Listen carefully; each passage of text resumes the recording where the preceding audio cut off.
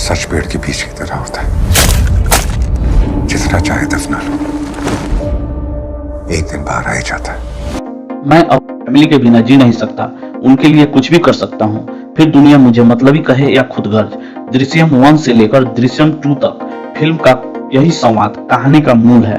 Part 1 में आज के 7 साल पहले अपने परिवार को बचाने के लिए विजय सलगांवकर अपनी हद पार कर गया था, मगर इसी फिल्म का एक और डायलॉग है, सच पेड़ के बीज की तरह होता है, जितना दफना लो एक न एक दिन बाहर आ ही जाता है। अब 7 साल बाद दृश्यम के पार्ट 2 में अतीत का काला सच सामने आ गया है। ऐसे में परिवार को बचाने के लिए दुनिया की नजर में खुदगर्ज कहलाने वाला विजय क्या इस बार अपनी हदें तोड़ पाएगा?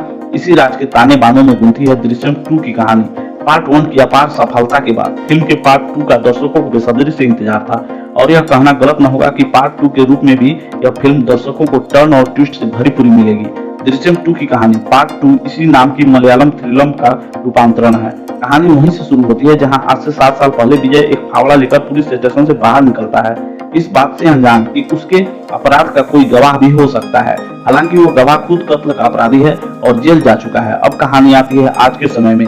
7 साल बाद विजय ने अपने सपनों को पूरा कर लिया है, वो एक सिनेमा हॉल का मालिक बन गया है, अपनी लिखी कहानी पर फिल्म बनाने की तैयारी में है। उसकी बेटी अंजू इशिता दत्त अतीत की घटनाओं से अभी भी सदमे में आ जाती है और उसे मिर्गी के दौरे पड़ते हैं। छोटी बेटी अनु मृणाल जाधव टीनेज में आ चुकी है। पत्नी नंदिनी श्रेया सरन पड़ोस में आई जेनी नेहा जोशी से अपना सुख दुख बांटती रहती है। इसी बात से अनजान की अतीत के काले साये ने उनका पीछा नहीं छोड़ा है। आर्थिक तौर पर विजय सलगांवकर भले समृद्ध हो गया है, मगर सामाजिक रूप से उसके बारे में तरह तरह की भ्रांतियां हैं कि क्या विजय ही वो अपराधी था जिसने मर्डर करके लाश गायब कर दी थी।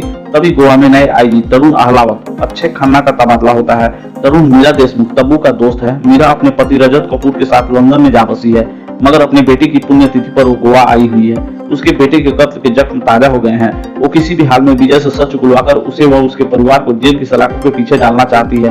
तरुण उसका साथ देता है और उनके हाथ कुछ ऐसे सबूत लगते हैं कि विजय और उसके परिवार का बचना असंभव सा हो जाता है। अब विजय क्या करेगा? क्या वो पिछली बार की तरह अपने परिवार को बचा पाएगा? ये जानने के लिए आपको सिनेमा हॉल तक जाना होगा।